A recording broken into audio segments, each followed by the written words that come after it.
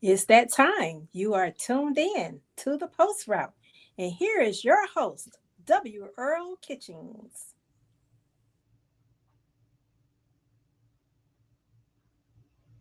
Good evening and welcome to the Post Route, the show where we dive deep into conversations with black quarterbacks, both past and present.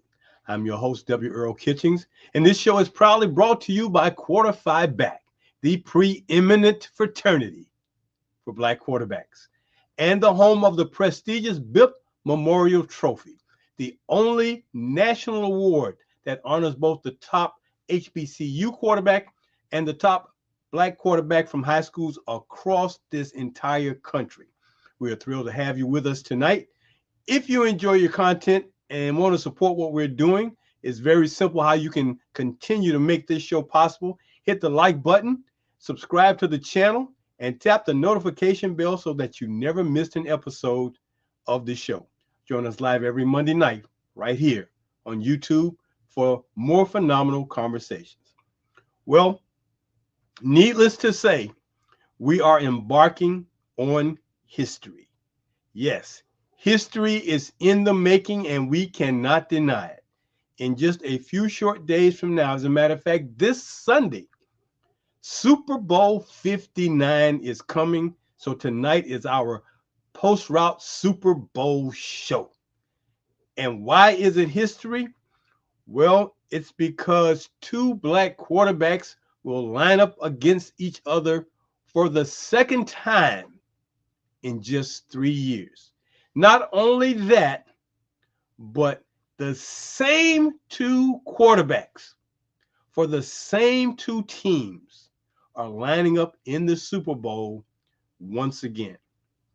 Patrick Mahomes and those Kansas City Chiefs versus Jalen Hurts and those Philadelphia Eagles. It just seems like it's just right for these two guys to try to settle the score. Holmes is 1-0 against Philadelphia and Hurts. Hurts is 0-1 against Kansas City and Patrick Mahomes. Something's got to give. Either it's going to be a 1-1 after it's done, or Patrick Mahomes is going to be 2-0. No matter what, from the perspective of Quarter Five Back and the post route, both guys are winners, because from the historical value of what they are going to embark on Sunday, we may not see this again for a while. But before I get into that part of our show tonight that deals with the Super Bowl, let me give you the standings for the quarterbacks as we go through the end of the 2024 football season. And ironically, these guys match up pretty well, but because of his performance right at the end and because he had a couple of more games, the guy who we all anticipated being in the Super Bowl this year, once again, the Baltimore Ravens fell short. But still a phenomenal quarterback, and he is at the top of our rankings going into the Super Bowl, which is our pre-Super Bowl rankings, because Patrick Mahomes may have a shot at catching him. Jalen Hurts will not be in that running. But Lamar Jackson, with 19 games this year, finished his season with 4,601 yards, 45 touchdowns. The Ravens ended their season at 12-6. Lamar Jackson, a phenomenal quarterback, and a young quarterback who is making his name and presence known on the football field. And again, they came just a tad short. At number 2 would be Patrick Mahomes in Kansas City through 19 games this year. He's at 4,350 yards and 28 touchdowns, and the Chiefs are 18-1. The guy who had been leading this phenomenal group of black quarterbacks in the rankings most of the year, Geno Smith of Seattle, through 17 games, finished at 4,320 yards and 21 touchdowns. The Seahawks finished at 10-7. Now, the guy that just came on like gangbusters and blew everybody away with his performance at number 4, as we finish out the rankings, the phenomenal rookie quarterback for the Washington Commanders, Jaden Daniel.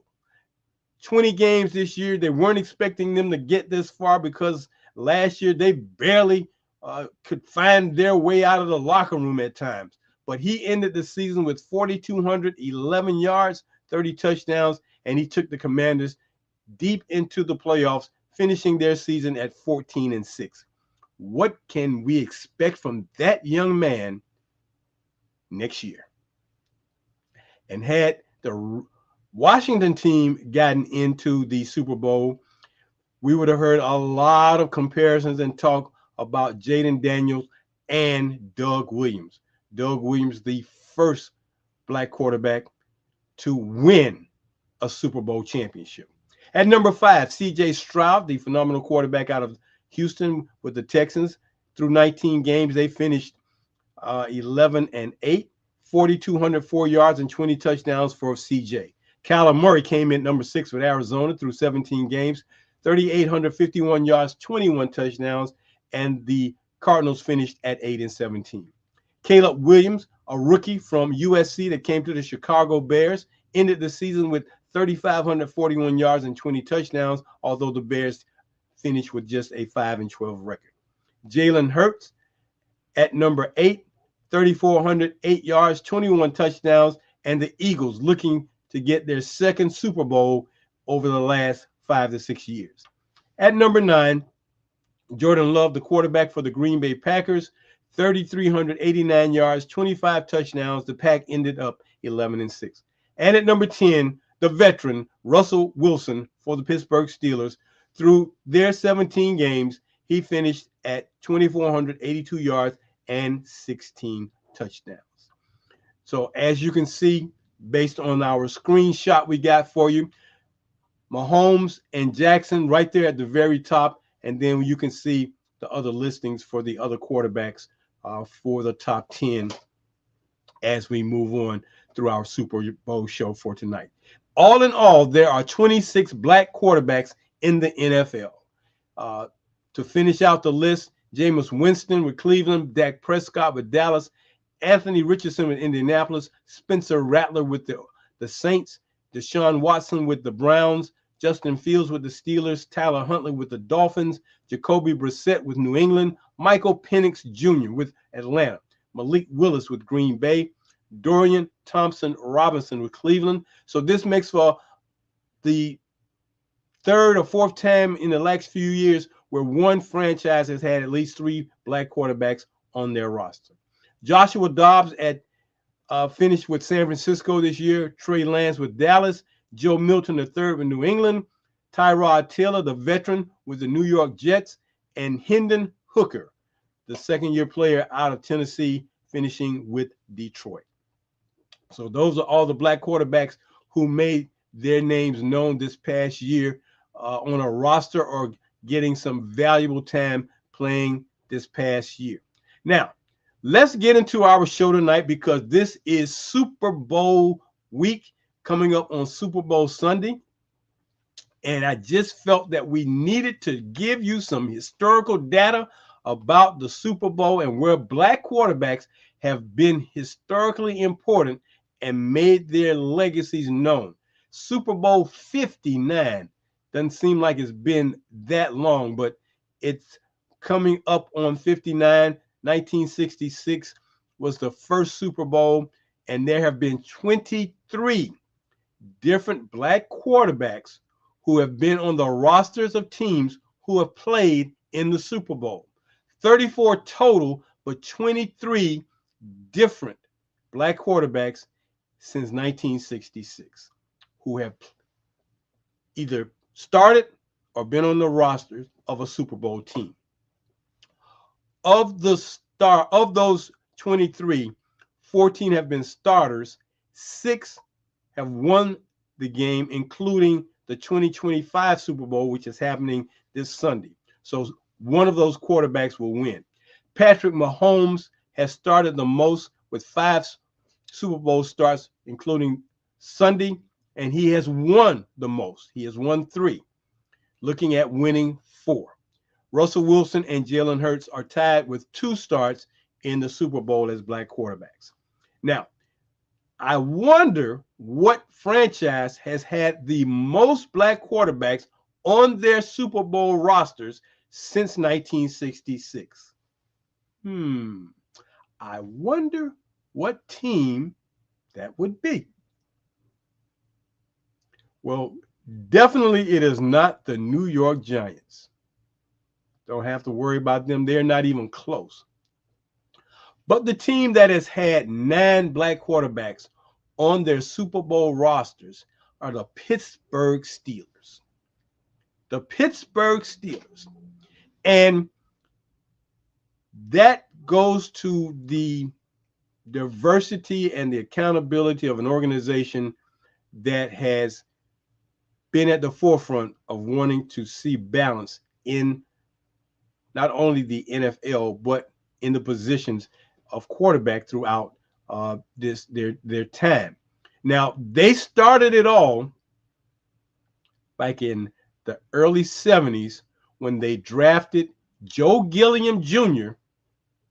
and he was the first black quarterback to be on the roster of a Super Bowl team when he played with the Steelers.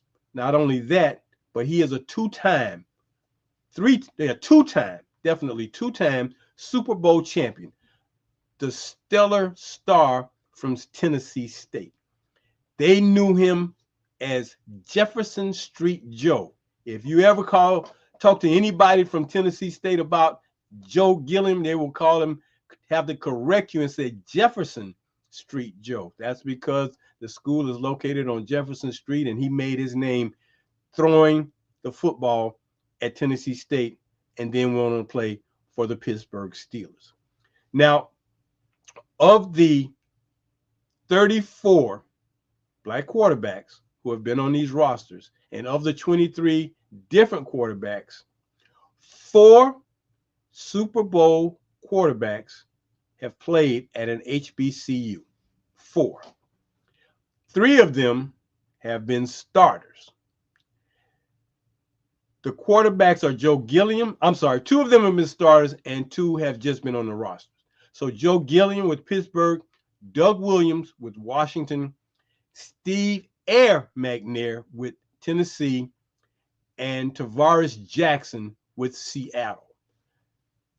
3 of those 4 quarterbacks played in the SWAC, the Southwestern Athletic Conference. So the SWAC has made contributions to the Super Bowl and to the teams that have played.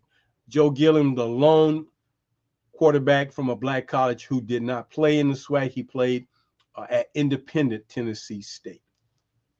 So I wanted to make sure that we got that information out to you about who these quarterbacks are, because sometimes we forget.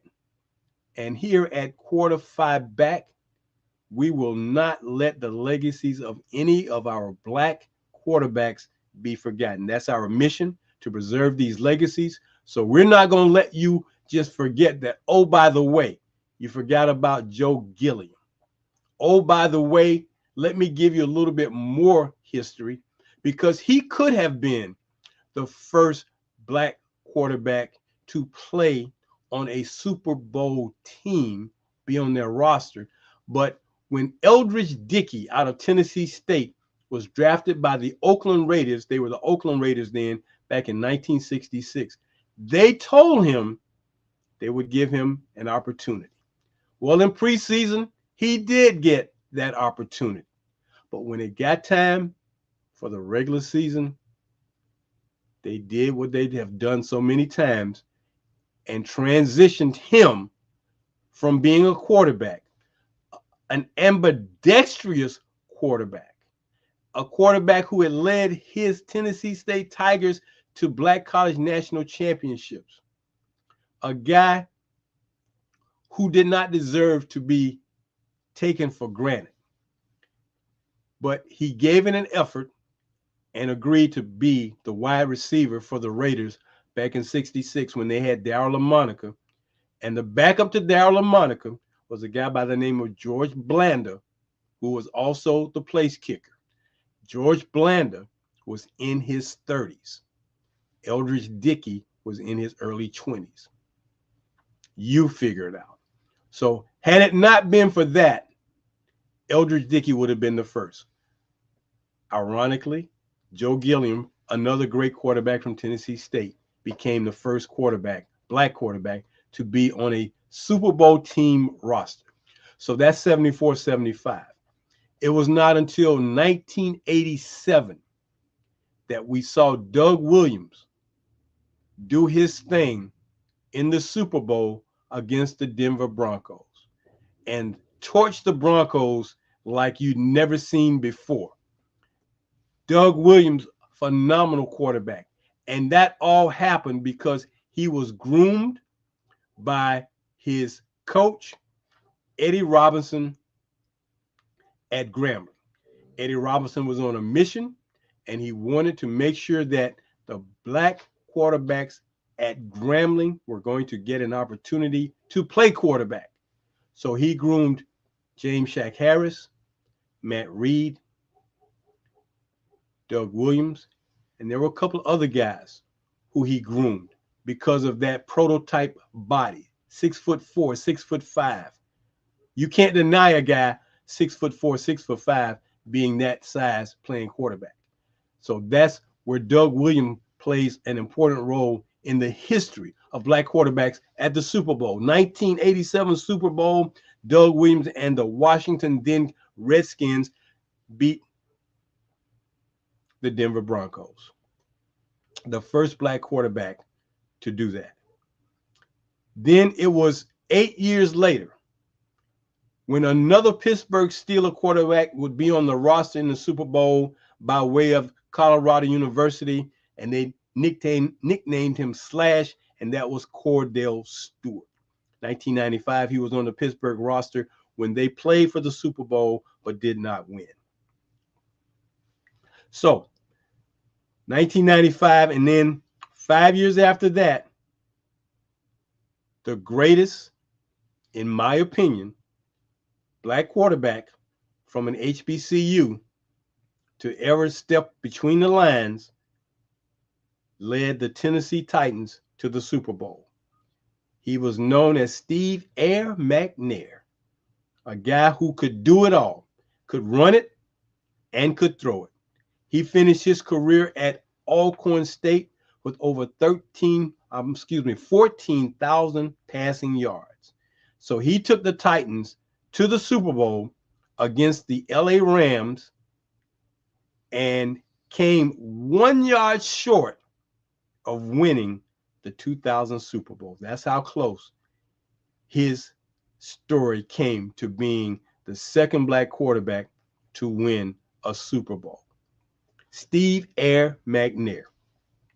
Here's some other quarterbacks who were on the rosters in the early 2000s on teams. Tony Banks played for the Baltimore Ravens when they won the Super Bowl. He was on the 2000 roster, which means he would have been on the 2001 Super Bowl team. Sean King played for the Tampa Bay Bucks when they won the Super Bowl. Rodney Peete was on the first team of the first Carolina Panthers team that went to the Super Bowl. He was on the 2003 roster. In 2004, Jeff Blake was on the Philadelphia Eagles roster. And then also in 2004, Rohan Davey was on the New England Patriots roster when the Patriots won over the Eagles. So just think about that. When the Eagles and the Patriots played in the 2005 Super Bowl, Jeff Blake was a backup. Rohan Davey was a backup. 2005, the starting quarterback for the Philadelphia Eagles was Donovan McNabb. 2005, Charlie Batch was a backup for the Pittsburgh Steelers when they went to the 2006 Super Bowl. Seneca Wallace was on the Seattle Seahawks team in 2005 when they went to the Super Bowl. Dennis Dixon was on the Pittsburgh Steelers roster when they went to the Super Bowl in 2009, along with Byron Leftwich. The Steelers won the Super Bowl that 2009 year. Then in 2010, Charlie Batch, Dennis Dixon, and Byron Leftwich were on the roster of the Pittsburgh Steelers. That was probably the first time that you had three black quarterbacks on a team roster in the NFL. Now, that has been duplicated and replicated by a few teams. The Jacksonville Jaguars did it when they had Byron Leftwich, Quinn Gray, and David Garrard. A couple of years ago, the Ravens had three black quarterbacks on their roster. So it has happened, and there has been history made. And we just want to make sure that you are familiar with the history of these black quarterbacks who have played in the Super Bowl and been on rosters. In 2012, Colin Kaepernick played with the San Francisco 49ers and led them to the Super Bowl. That year, Tyrod Taylor was on the Baltimore Ravens roster when Baltimore won the 2013 Super Bowl. He was on the 2012 roster.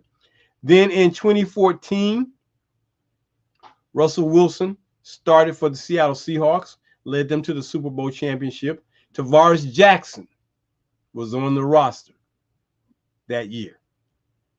Then in 2015, Russell Wilson replicated, almost pulling it off 1 yard away, like Steve McNair, from winning he would have won a back-to-back Super Bowl, 2015 Super Bowl. B.J. Daniels out of the University of South Florida was on the roster that year.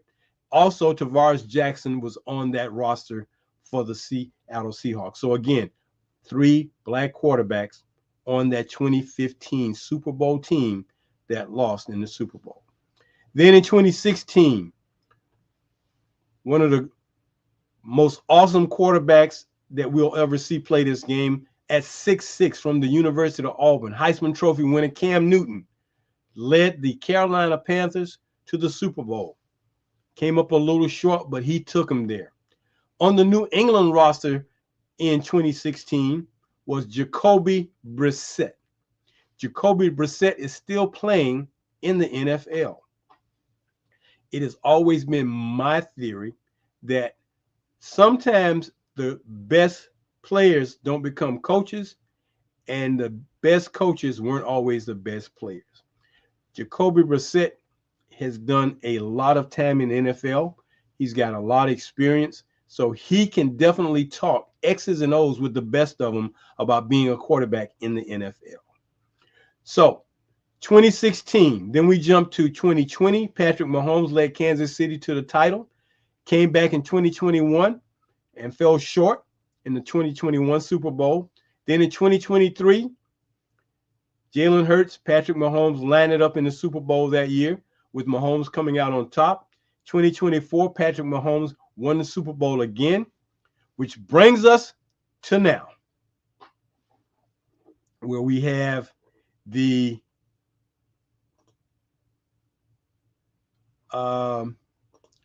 quarterbacks doing it again, just like they did in 2023. They will be battling it again this Sunday as Philadelphia and Kansas City play. It hasn't been often that two teams repeat themselves, but this will be 1, 2, 3, 4, the fifth time since 2020 that the Kansas City Chiefs will be in the Super Bowl. And that in itself is a record. The Chiefs have the opportunity to become the first team ever to win or do the three-peat, back to back to back. And if that happens, Patrick Mahomes will become the first quarterback ever in the NFL to win back to back to back titles. He will become the first black quarterback to win back to back to back titles. So that just goes to show you how phenomenal these quarterbacks are becoming. And in a day and time when speed is so critical in so many of the high-profile positions, quarterback, linebacker, safety, defensive end, the edge guys, even the interior guys. These guys are big, fast, and strong. And if you're a quarterback, you must be aware of where these guys are and how much your speed can counter their speed. So we're looking forward to the 2025 Super Bowl coming up on Sunday. And man, I just hope it's one of those offensive explosions. But as we've come to see so many times, these Super Bowl games or any games, when you think it's going to be an offensive show, it turns into that defensive battle. Well, you've got two of the most prolific quarterbacks in the NFL playing again. And personally, it would be great if Jalen Hurts could etch his name in the stone of being a black quarterback that has also won the Super Bowl. And like I said at the top of the show, here at Quarterback Back, they're both winners in our opinions because, hey, we're rooting for both of them. We won't see a loser in either one of them. Only the teams will lose. Both quarterbacks will be winners because they would have made history for the second time in 3 years. And that's what we're all about here at Quarterback Back. So we are proud of both Jalen Hurts and Patrick Mahomes. We hope that they come away from that game injury free, but we do hope they put on a show. And I can tell you, there are going to be some guys on the sideline for Philadelphia. Donovan McNabb will probably be on the sideline. Michael Vick will probably be on the sideline. Not sure. It would be an awesome thing if he would be there. Not sure if Randall Cunningham would be on that Philadelphia sideline. But to have a picture taken with Hurts, McNabb, Vick, and Randall Cunningham, man, that would be an awesome picture, an historic picture. If those four guys are there on the sidelines, I hope a photographer gets them together for that historic photograph. That would be super, super great to see that, because that would be something we would definitely love to have in our archives, a photograph of those four guys in Philadelphia, green, white, and silver. Would love to see that picture. Again, that's history. That is history. So, Super Bowl 25 on the way. I know there are going to be some great Super Bowl parties going around, and I'm sure everybody's getting all geared up and ready for what's going to happen on that particular night.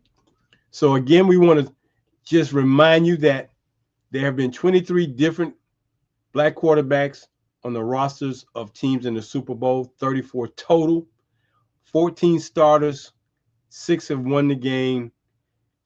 Patrick Mahomes at the top of the list with 5 starts, 3 wins, looking to go for 3 wins in a row, and that would give him 4 wins totally.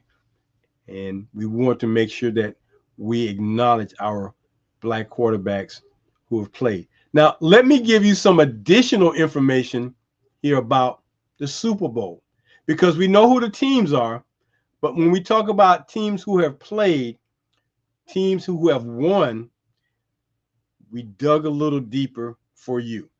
So here's some team records who have 3 or more wins or losses. But before I give you that, let me take this quick time out and bring you up to speed on what's going on here at Quarterback Back. Now, you know we've got our book, The Forgotten QBs. That book is filled with a lot of information about guys like you're going to see on Sunday who have played collegiately, and a lot of collegians are in that book from HBCUs and the mid-major and major colleges. You need to get you a copy of The Forgotten QBs and make it a part of your library or your sports book collection. $35 would take care of it. My props to Patrick Florence for getting one of these books recently. Hey, man, we appreciate you reaching out to us and getting your book. You should be getting it on tomorrow. thank you again, Patrick, for reaching out to us here at the Post Route and Quarter-Five Back. But he's going to be very knowledgeable about a lot of black quarterbacks who have played this game. So get you a copy. Go to our website at quarter5back.com. You can Zelle us at 904-994-2189. That's what Patrick did, and get you a copy of the book. That order came in, and in a matter of days, we got it right back out to him. Then, want to remind you that if you would like to look well, dress sharp, be the epitome of those around you, when they see you wearing the Quarter-Five Back warm-up, man, let me tell you, that thing is something special. In our colors of orange and black or bronze, copper, either one, but there's a picture of it. $89.99 for sizes small through extra large. Add $20 to that for 2X through 4X. You get that order in, you can Zelle us that amount. It will take a couple of weeks because these warm-ups are custom made for our customers, but get your order in, and within a matter of 2 to 4 weeks, we will get you your warm-up. Have no fear, we'll get it to you. The Q5B warm-up. And then finally, want to remind you that if you haven't gotten your copy of our Quarter-Five Back t-shirt, this is the color logo t-shirt. $24.99 gets you that particular shirt. Again, all you got to do is Zelle us 904-994-2189. Get you this very soft cotton t-shirt with the logo on it. That logo of Oliver Joyce, who that Bitt Memorial Trophy is named after. Send in your money, get you a copy of that. And if you don't want to do that, get you a membership by subscribing. Supporter level at $4.40. The teammate level at $44, which includes your certificate, your sticker, and for the $44, you get your t-shirt. Now, let me get back to those teams that I was telling you about who records are pretty interesting. Now, these are the teams who have either won or lost 3 or more games. So I'm going to start on the losing side and then get to the winning side. So with 3 losses, you have Cincinnati, the Rams, Philadelphia, San Francisco, Dallas, and Miami. They've all lost 3 Super Bowls. Buffalo has lost 4. Minnesota has lost 4. Denver has lost 5. And New England has lost 5 Super Bowls. Count them, 5 Super Bowls. Now, the team with the fewest losses, I would say, in Super Bowls, when you talk about them, Pittsburgh has only lost 2 Super Bowls. Only 2. Now, when we talk about how many wins these teams have, here are the wins. The Raiders, 3 wins. Washington, 3. Denver, 3. New York Giants with 4. Green Bay with 4. Kansas City with 4. Dallas with 5. San Francisco with 5. Pittsburgh with 6. So in 8 Super Bowl tries, Pittsburgh is 6-2. Nobody's got a better record. And then at the top of the list, the New England Patriots. So the Patriots have the most wins and they have the most losses. Now that 6 wins, 5 losses could be flip-flopped had the Seattle Seahawks opted to run beast mode for that 1-yard touchdown as opposed to throwing that pass. But that's a conversation for another day. But those are the teams with the wins and the losses. New England, Pittsburgh with 6, San Francisco, and Dallas with 5. They're at the top of the list. So that gives you an idea of, the teams who have been there the most. I mean, 11 Super Bowls, that's a lot. Between Pittsburgh has been to 8. Denver has been to 8. New England has been to 11. San Francisco has been to 8. Dallas has been to 8. So some of these teams, they've been there quite a few times. Some teams have yet to get there, and I know they want to get there. So we'll keep our eyes on those teams as they get ready to continue their trek for trying to make Super Bowl. So we are about at the end of our Super Bowl show tonight. We are just so ecstatic that we've had an opportunity to bring you our Super Bowl show in recognition of Super Bowl 59 happening down in the Crescent City of New Orleans, as they call it. They're getting ready for that game like nobody's business. I don't know if New Orleans is the best city to host a Super Bowl or not, but I guarantee you're going to have a good time. So it's probably New Orleans, Miami, maybe Atlanta, LA. Those are kind of the premier cities where you want to have them, but they're going to light it up down there. So before we close tonight, I wanted to bring you two new members of our fraternity at Quarter Five Back. And as we told you at the beginning of the year when we started our broadcast, that every month we're going to posthumously induct members into our fraternity of Black quarterbacks, aka Quarter Five Back. Ironically, our honorees tonight, father and son. Father and son. And ironically, the son was the guy who was the first Black quarterback to play on a Super Bowl team roster. His name, once again, was Joe Gilliam Jr., Jefferson Street Joe. There he is. He made the cover of Sports Illustrated. If you ever hear Terry Bradshaw talk about Joe Gilliam, he would tell you that Joe Gilliam was a much better quarterback than he was. Joe Gilliam never got an opportunity to play in the Super Bowl, but he did have 2 Super Bowl rings. God rest your soul, Joe Gilliam. Thank you for your contribution.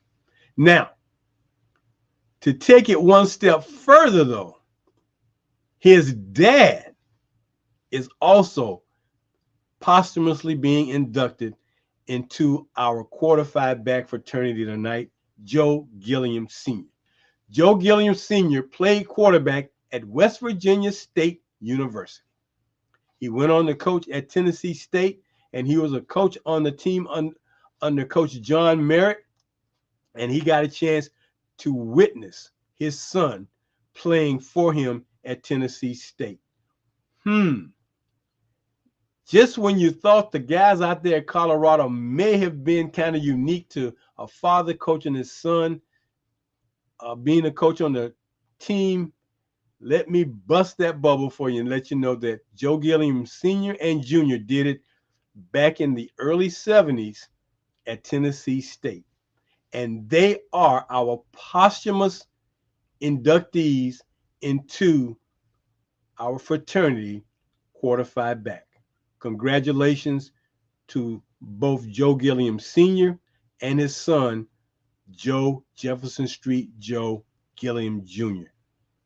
Thank you for your contributions to not only Black college football, but to American football. We appreciate you, and we definitely are proud to honor you by making you members of the fraternity. Well, that's going to bring us to a close of our show tonight. I would once again like to thank my team who always is here to help me make this show possible. Got to thank my chief photographer, Mr. Will Relaford. Thank you, Will, for making your presence a part of what we're doing. Our social media guru, Mr. Kemal Lazier, putting out that social media content and information to keep you apprised and abreast of what we're doing here at Quarter Five Back and keeping things going. Also got to thank our senior consultant, Dr. Will Kitchings, for his insight into bringing us information. And we're working on bringing you something special from Dr. Kitchings as we go forward to hear about his expertise. He got his doctorate recently in the area of sports psychology. So kudos to him. And of course, my number one wing person, the one and only Ms. Ronleen Kennedy, for all her help, expertise, and service she's given this show since we started. Thank you, Ronleen, for all you do to make the post route and quarter five back go. That takes a lot, and you've always been there for the show and been there for me to make sure that this thing goes well. So we thank you. We hope that you've enjoyed the show. Once again, subscribe, uh, click that notification bell, and tune in Monday nights at 7 p.m. for the post route. Until next Monday, as we always say here, go deep, go for the bomb. See you next Monday, everybody. Take care.